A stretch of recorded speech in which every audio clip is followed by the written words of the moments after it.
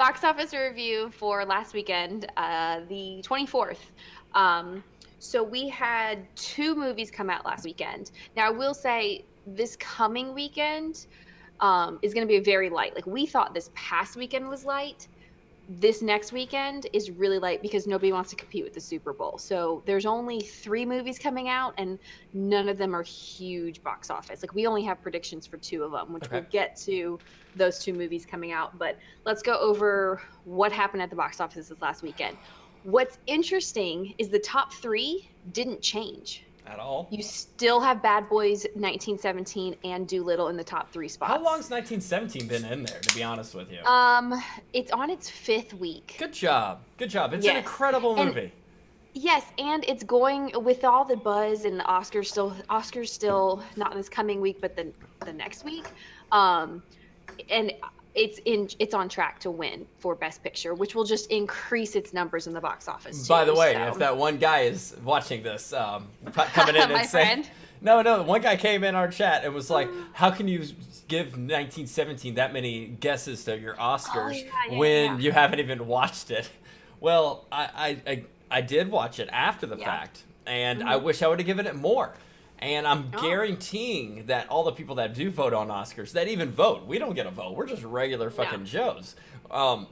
They're trying to pass something where you can vote if you've seen them all. So right now, the people that actually their vote matters haven't even seen them all.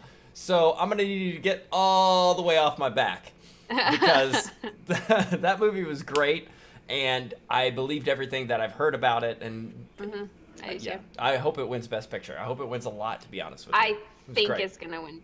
Like I said, I think I had commented and said that I think it's going to win probably minimum 2, if not up to like 4 or 5. Just I think it's going to do really well in the Oscars. So top 3 didn't change. Our 2 new movies that came out were The Gentleman and The Turning from this past week. Okay. So The Gentleman was predicted at 11 million. And we both said over. 22.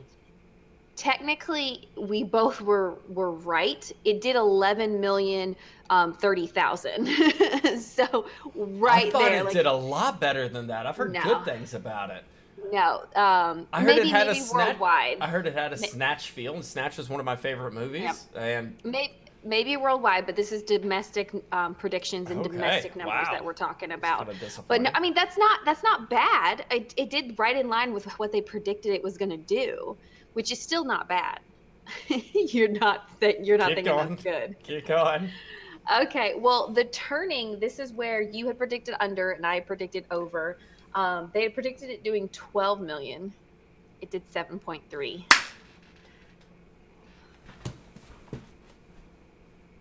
Yes. You won with no asterisk. You won. Congratulations. Yes. The first official win of 2020. The first official win of 2020. Yes, you won. Congratulations. So you'll have to come up with whatever my homework is going to be. The Shining. Okay, that was fast. Yeah. You're welcome, everybody who's been pretty pissed off about her never seeing The Shining. She has to watch The Shining. And it's not a horror movie like what you think. It is a classic horror movie. Think of, not The Birds, but like Rear Window, where it's like the suspense and everything building in it. And it does get into it, but you need to watch it. It's just something you have to watch. I will watch that. I don't know when I'm going to be able to watch that because I could go in labor any day now, but we'll find out. You cannot assign me a homework assignment until you complete yours. Yes, I get that. That's a good rule. Fine. Congratulations, you won. I'm so annoyed. Last week I won with an asterisk, but... All right, Pete Rose, calm down.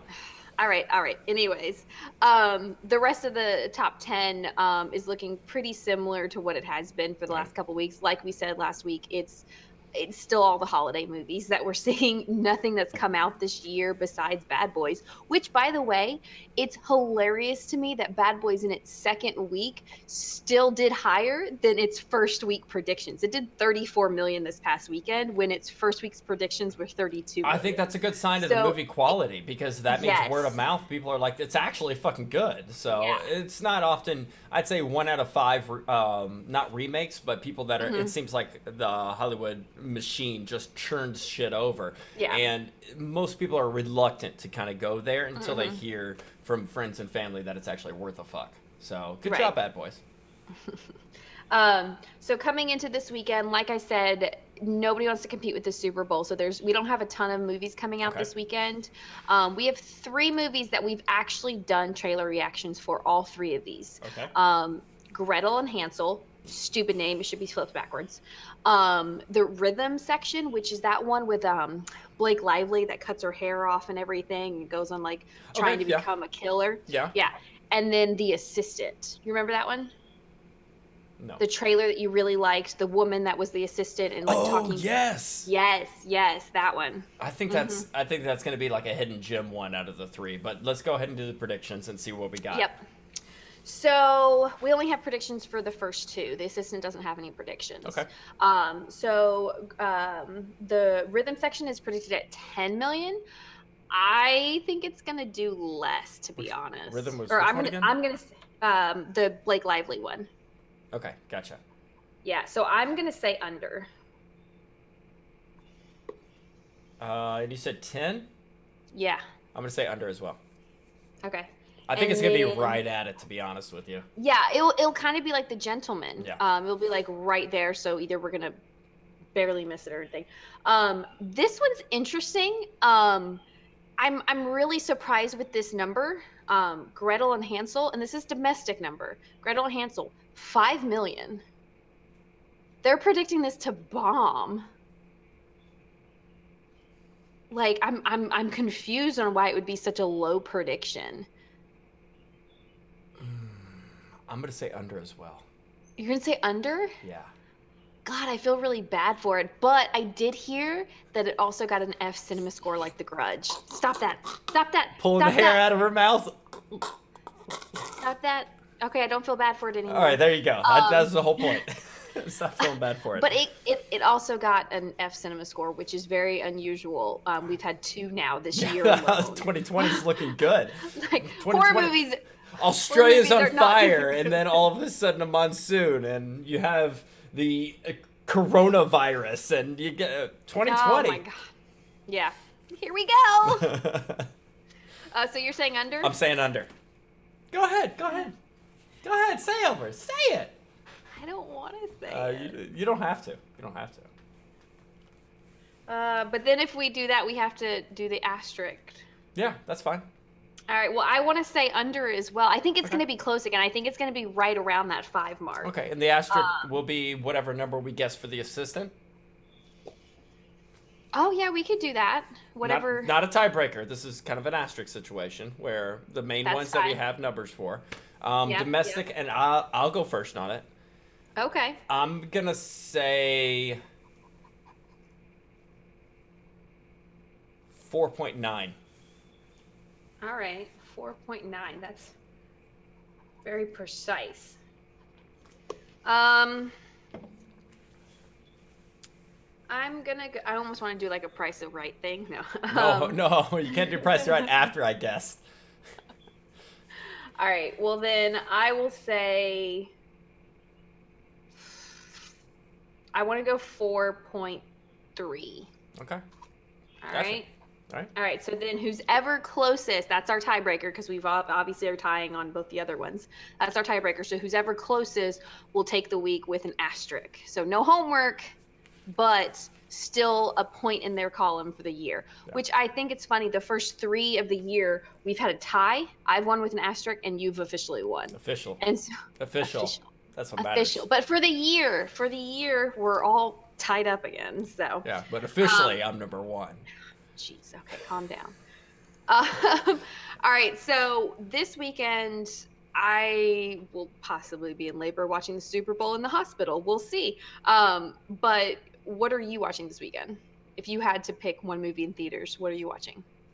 Oh, personally, you're not asking the Yeah. stream or the No, people I'm that asking. come. I would I'm watch The asking them Accountant. too. I'm gonna watch. The Assistant. Yeah, that one. I That thought that one. that one, that one, the A one, the Office one. Really? That's what you would go see out of everything in theaters right now?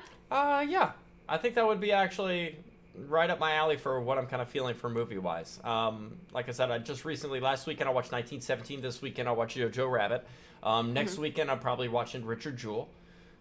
So I'm I'm gonna try to get Knives Out knocked out this week, and then we can do a non-spoiler review on Knives Out and Jojo Rabbit. okay.